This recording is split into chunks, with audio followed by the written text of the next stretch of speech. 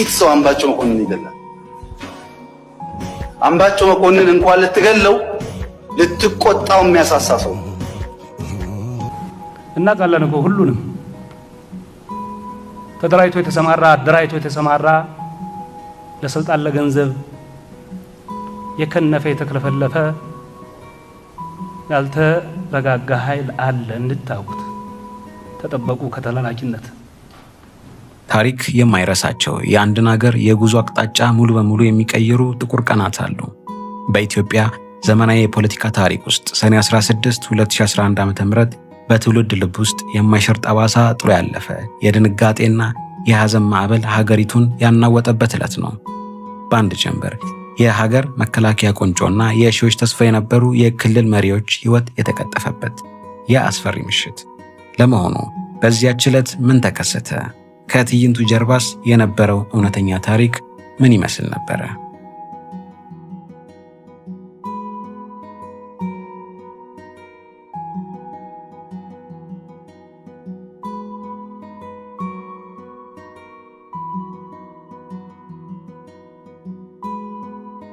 የሰኔ 16ቱ ታሪክ የሚጀምረው ከአማራ ክልል ዋና ከተማ ከባህር ዳር ነው። በዕለቱ የክልሉ ከፍተኛ አመራሮች በክልሉ ርዕሰ መስተዳድር ቢሮ ውስጥ በአስቸኳይ ስብሰባ ላይ ነበሩ። ሰዓቱ ከቀኑ 9 ሰዓት አካባቢ። ማንም ሳይገምተው የስብሰባው አዳራሽ በከባድ የጥይት ድምፅ ተናወጠ። ለክልሉ አዲስ ተስፋ ይዘው የመጡት ወጣቱና ምሁሩ ርዕሰ መስተዳድር ዶክተር አምባቸው መኮንን እና የቅርብ አማካሪያቸው አቶ እዘዝዋሴ እዛው የስብሰባ አዳራሽ ውስጥ በተተኮሰባቸው ጥይት ወዲያውኑ ሕይወታቸው አለፈ። የክልሉ ጠቅላይ አቃቤ ሕግ አቶ ምግባሩ ከበደም በጽኑ ቆስለው በሕክምና ሲረዱ ቆይተው ከሁለት ቀናት በኋላ በሐዘን ተለዩ። ይህ ተራ ግድያ አልነበረም። መንግስት የመፈንቅለ መንግስት ሙከራ ሲል የጠራው የክልሉን ስልጣን በኃይል ለመቆጣጠር የታለመ እና የተቀናጀ ጥቃት እንጂ።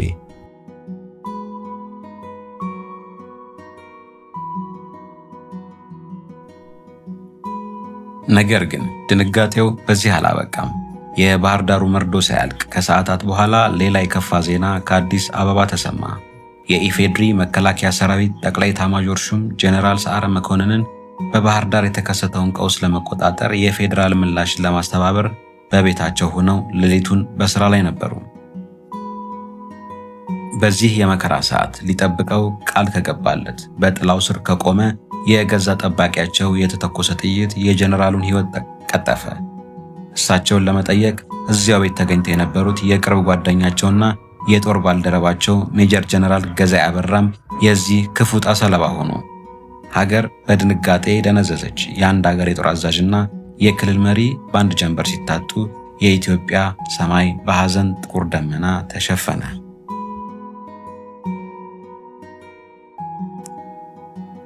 የፌዴራልና የክልሉ መንግስት የዚህን የተቀናጀ ጥቃት ዋና መሪ አድርገው የፈረጇቸው በወቅቱ የክልሉ ሰላምና ደህንነት ቢሮ ኃላፊ የነበሩትን ብርጋዴር ጀነራል አሳምነው ጽጌን ነበር። ጀነራል አሳምነው ከቀናት በኋላ በባህር ዳር ከተማ ዳርቻ ከጸጥታ ኃይሎች ጋር በነበረ የተኩስ ልውውጥ ተገደሉ። ነገር ግን የሰኔ 16 ጠባሳ በሰዎች መሞት ብቻ አልተዘጋም።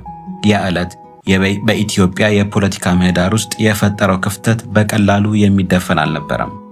በገዢው ፓርቲ ውስጥ የነበሩትን የርዕዮተ ዓለም ስምጥነቶች ወደ አደባባይ አውጥቶታል። ከሰኔ 16 በኋላ የሀገሪቱ የፖለቲካ ትኩሳት ይበልጥ እየጋለ የብሔር ፖለቲካው መስመር እየጠነከረና ለቀጣዮቹ የጸጥታ ቀውሶች እንደ ትልቅ መነሻ ሆነ።